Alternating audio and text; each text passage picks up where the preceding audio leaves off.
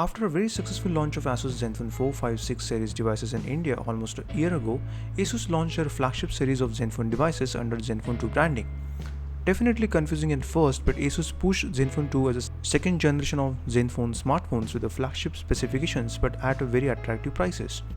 This is Gaurav, and today we are looking at the Asus Zenfone 2 with 4GB RAM, 32GB storage with 1.8GHz Intel 64-bit quad-core Z3560 variant, which is priced at Rs 18,999 and available exclusively at FlipKart. The form factor of the Zenfone 2 is unlike that of a typical 5.5-inch smartphone. With a 70% screen-to-body ratio, the smartphone doesn't appear very big at all. However, its build, which is quite good, gives the phone a solid feel when holding in hand. The Zenfone 2 also feels a tad bit heavier than other smartphones. The removable back cover of the Zenfone 2 is made of plastic, and while that necessarily doesn't evoke a sense of glass, the device does sport a brushed metallic finish that differentiates it from other handsets in this segment. The volume rocker key, the camera and the LED flashlight are located at the back of the device.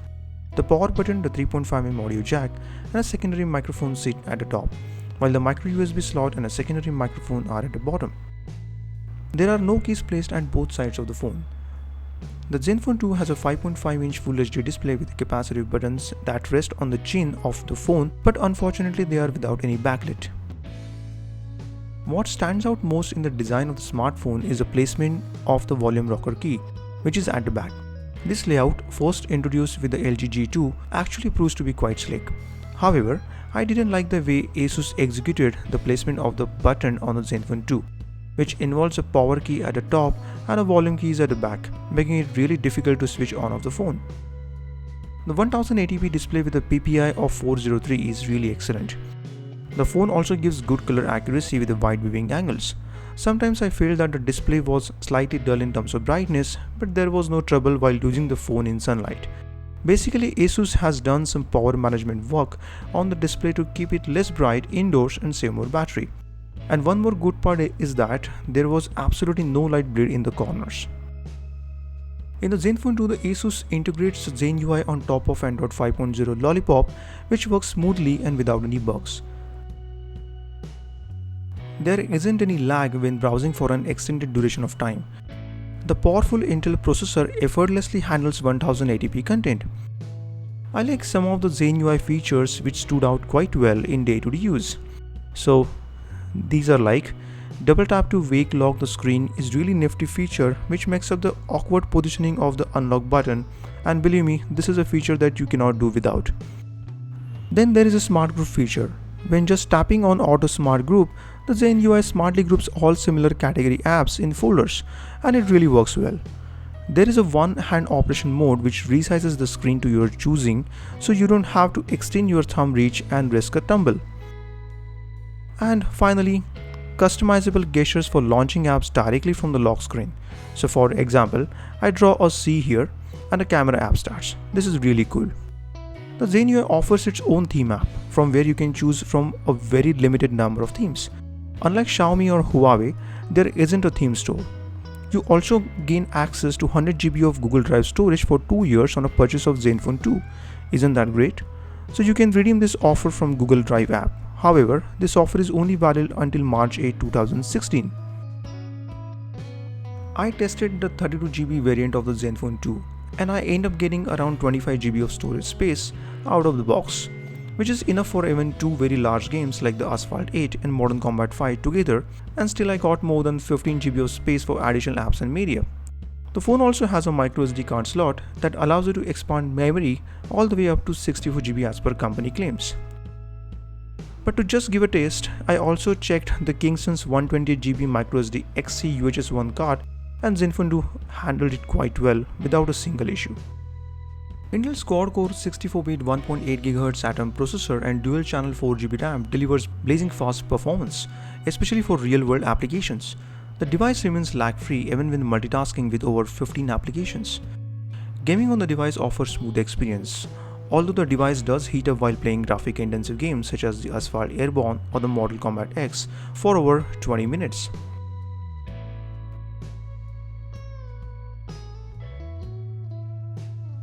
I ran the Antutu benchmarking application on the Asus Zenfone 2 and here is what it had to say.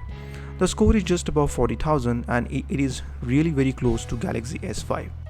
And just to compare, here is a score from the 2.3 GHz quad-core variant of the Zenfone 2, which is basically more than 42,000, which is even much better than the last year's flagship Samsung's Galaxy S5.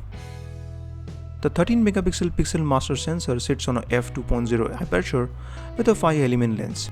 There are a lot of modes and some important ones are manual, HDR, time-lapse, super resolution mode, low light which gives 3 megapixel images, then depth of field for those nice bokeh photos, GIF animation, panorama, miniature, time rewind, smart review, all smiles and so on. The front selfie camera comes with a 69-degree wide-angle lens which gives you a lot of area in self-portraits. Just like other smartphones, the Zenfone 2 has a beauty mode that will reduce marks and blemishes from your face for better selfies. I found the camera performance above average with good control noise in bright daylight, but same can't be said for low light and night photos. In settings for image and video modes, Asus has given a lot of control to the user and I definitely appreciate that. In super resolution mode, you get up to whopping 51 megapixel images, which are basically multiple 13 megapixel images stitched together to get such a high resolution output. In the absence of optical image stabilization, you need to have a steady hands to get clear images in this mode.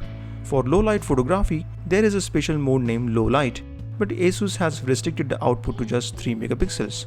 And here too, you will need very steady hands to get photos without any blurs. Here are some photo samples.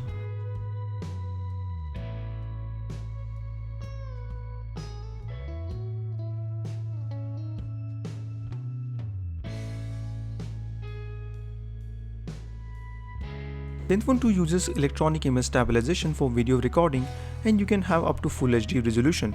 There are just two more options for resolution which are basic, VGA and HD 720p. Unfortunately, in Full HD resolution, the electronic image stabilization gets disabled.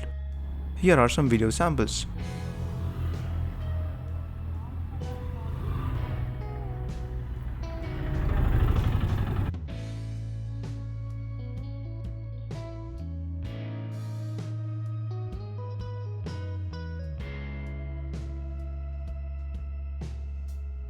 The main speaker on the phone, which is located at the back, produces clear sound at low volume but seems to crackle slightly when you increase the volume. While the rear speaker performs above average in terms of sound quality, the headphones output quality disappoint. I found the mids are thin and weak, highs are too sharp and the lows are more thumping without accurate tight bass. So you will need to tinker with the equalizer to make it sound normal. The video player app is a part of Gallery app itself and plays most of the video content we had tried. There was not a single instance when it failed to play MP4 videos, but I could not play MKV or DivX type of videos.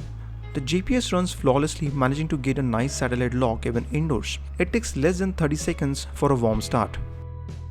The Bluetooth on a Zenfone 2 works great with my Bluetooth headset and laptop. The Zenfone 2 also has NFC and supports Android Beam. The Zenfone 2 comes with a dual SIM dual active technology which makes sure both the SIM slots are active at all times. It means while you are speaking on first SIM, you will get calls on a second SIM, but for data, only the first SIM slot is enabled. The 3000 mAh battery is fairly good and does a good job keeping the device ticking throughout the day. However, a moderate amount of usage, such as an hour of browsing the web, a couple of hours of music streaming, and leaving mobile data on throughout the day, leaves the battery at around 20% by the end of the day. Sadly, the battery performance is poor when both SIM card slots are occupied. Sometimes I had just 7 hours of total battery backup in dual SIM mode. The Boostmaster technology, which promises quick charging, unfortunately works only using the Asus charger, which is rated at 9V 2A. Regardless of that, when I tested it with standard 5V 2A charger, it took little under 2 hours to get the device from 0% to 100%. But when used with the Asus rapid charger, the Zenfone 2 can charge from 0% to 100% in less than 1 hour 25 minutes, which is really good. Now the sad news is, Asus Rapid Charger is available only with the 2.3 GHz CPU variants, and Asus has supplied normal 5.2V 1.35A charger with the 1.8 GHz variant, which we have here. Plotted in the same price bracket as the other high-performing devices such as the Xiaomi's Mi 4 and Huawei Honor 6, The Asus Zenfone 2 doesn't immediately stand out. However, the device does bring with it some unique features to offer, such as the design, the dual active SIM technology with 4G India compatibility, and a promising camera app. With a few software updates tweaking the camera as well as the audio performance of the device, the Zenfone 2 could stand to benefit, making it a serious contender in its segment with an already attractive price point. This was a detailed review of Asus Zenfone 2 by MySmartPrice. In case you have any queries regarding this video, please let us know in the comment section below. In the meantime, do not forget to subscribe to us so that you do not miss our future videos. Thank you.